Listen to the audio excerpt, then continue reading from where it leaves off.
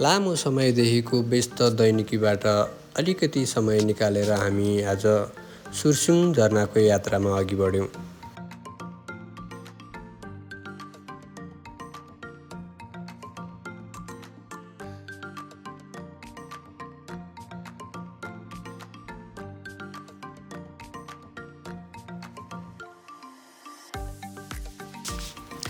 बिहानीको न्यानो सुरुवातसँगै बादल भेट्न माथि माथि हुइकिएका तुषाराहरूलाई पछ्याउँदै हामी पनि हाम्रो गन्तव्य भेट्न हुइकिरह्यौँ।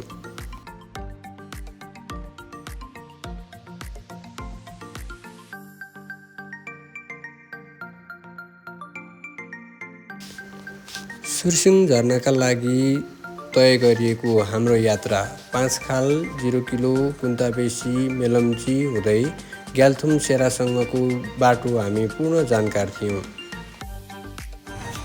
त्यहाँबाट मास्तिर भने हामी सोच्दै बुझ्दै जाने तयारीमा थियौँ।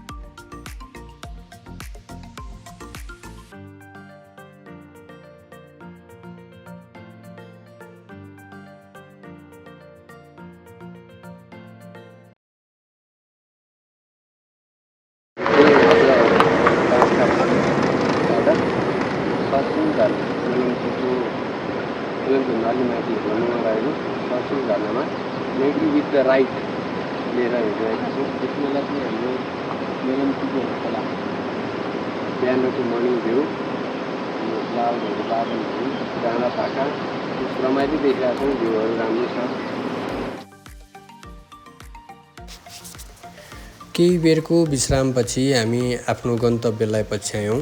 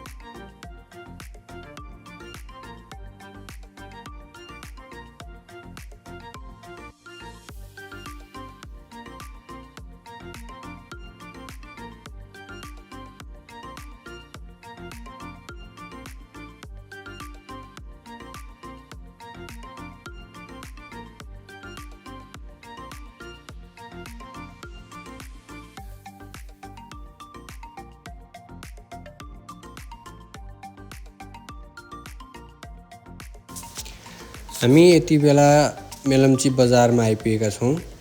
यहाँसम्म भने हाम्रो यात्रा सहजै भयो किनकि सडकको स्थिति राम्रै थियो।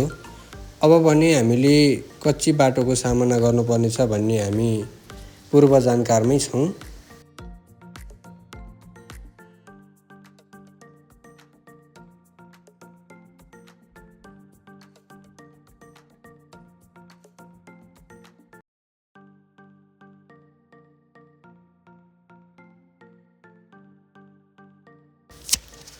लेडी राइडरको पछाडि बसेर यात्रा गरेको भने मेरो पहिलो अनुभव नै थियो। पहिलो अनुभव नै केही डर सँगै रमाइलो पनि भइरहेको थियो।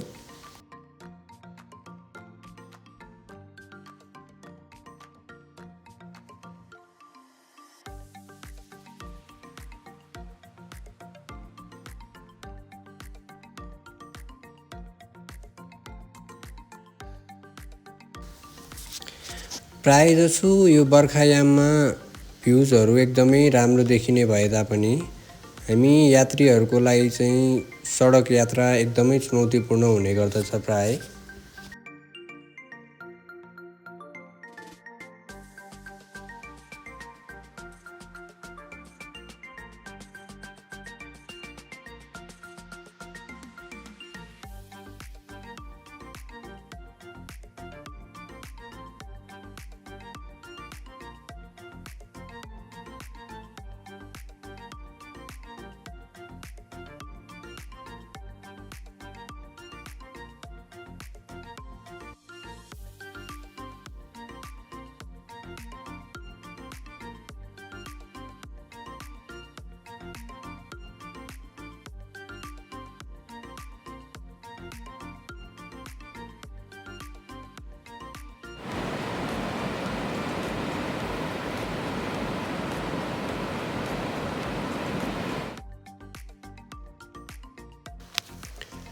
हामीले चाहिँ अब यहाँबाट पछ्याइरहेको मुख्य सडकलाई छोडेर सहायक बाटोतर्फ माथि लाग्नुपर्ने हुन्छ।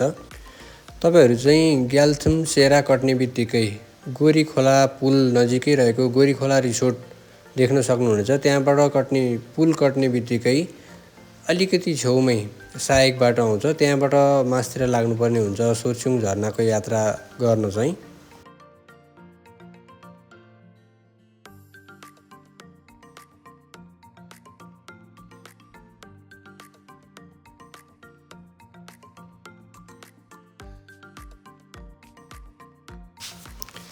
मुख्य बाटो छोडेर हामी मास्तिर लागेपछि उकालो र एकदम ग्राभेल बिछाइएको अलि बर्खायाममा अलि असहजै हुने खालको बाटो छ।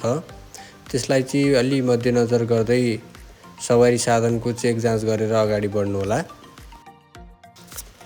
कच्ची सडकको यात्रा गर्दा गर्दै अलिकति माथि पुगेपछि देखिएको झरनाले हाम्रो ऊर्जा अझै थपेको थियो।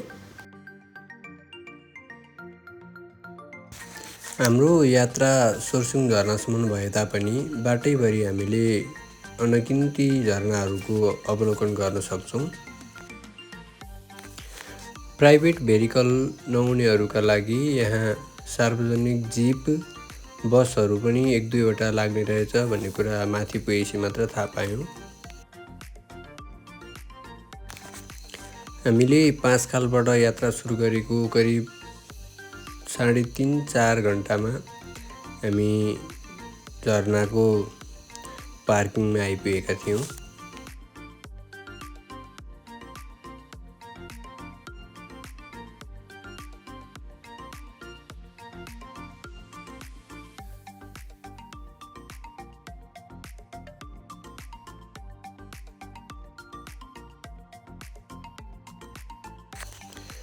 हामी झरनाको जति नजिक पुग्दै थियौँ त्यति नै हामीले सोचेको अरू भिडियोहरूमा देखेको भन्दा एकदम आकर्षक र मनमोहक लागिरहेको थियो।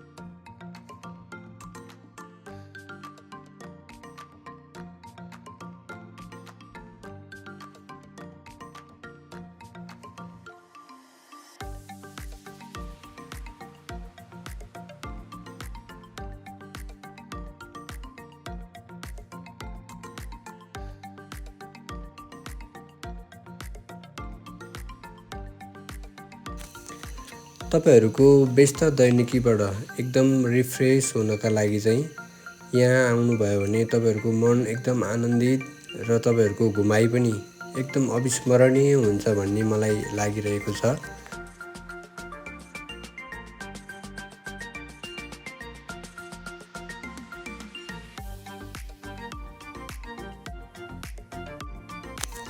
पछिल्लो समयमा यहाँ आउने पर्यटकहरूको उपस्थिति एकदम उल्लेख्य मात्रामा वृद्धि हुँदै गएको छ। उल्लेख्य मात्रामा उपस्थित पर्यटकहरूलाई मध्यनजर गर्दै खाना तथा खाजा होटलहरूको विस्तार पनि हुँदै गइरहेको छ। सुर्स्युङ झरनाको भ्रमण गरी तपाईहरूको जीवनको एउटा अविस्मरणीय क्षण स्थापित गर्नुहोला। धन्यवाद।